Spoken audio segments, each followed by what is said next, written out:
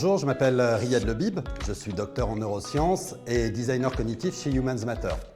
Mon travail depuis 11 ans consiste à mettre en place des solutions opérationnelles pour les professionnels de l'humain, que ce soit dans le monde de la santé, de l'éducation ou bien du travail. Et concrètement, je m'inspire des connaissances issues des sciences cognitives ou des sciences comportementales pour les traduire en outils, expériences, applications et divers objets qui servent effectivement au quotidien des collaborateurs, des collaboratrices ou alors d'autres personnes.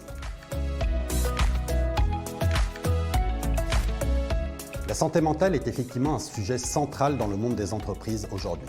Alors lorsqu'on parle de santé, on entend souvent problème de santé.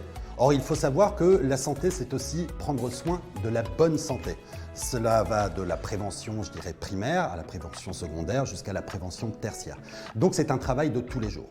Et ce que nous allons voir, paradoxalement, c'est que favoriser le conflit au sein de ces collectifs permet de le faire grandir et de développer l'intelligence du collectif.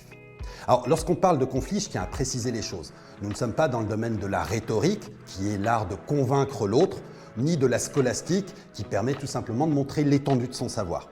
On est vraiment dans de la confrontation positive, c'est-à-dire au niveau des idées.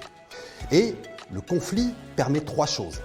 D'abord, il permet de rassembler ce collectif, puisque effectivement, lorsque l'on crée les conditions pour qu'il y ait un espace attentionnel et les garanties de la sécurité psychologique, alors les personnes sentent leurs paroles libérées et peuvent effectivement échanger leurs idées, leurs opinions, leurs points de vue. Ensuite, le conflit permet de faire grandir ce collectif. En effet, William Wrigley Jr. disait « Si deux personnes sont toujours d'accord entre elles, alors l'une d'entre elles est en trop ». Et quelque part, effectivement, le fait de montrer qu'on a une multiplicité de points de vue est une vraie richesse pour ce collectif.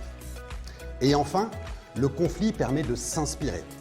Vous savez, on a toujours pour habitude de dire lors des workshops de créativité ou alors de brainstorming « Allez-y, il n'y a pas de mauvaises idées ». Au contraire, il y a plein de mauvaises idées. Et le but, c'est de permettre effectivement d'évacuer ces mauvaises idées pour rassembler ce collectif autour des bonnes idées pour lesquelles il vaut la peine effectivement de réfléchir, de se confronter et d'arriver effectivement avec des solutions innovantes.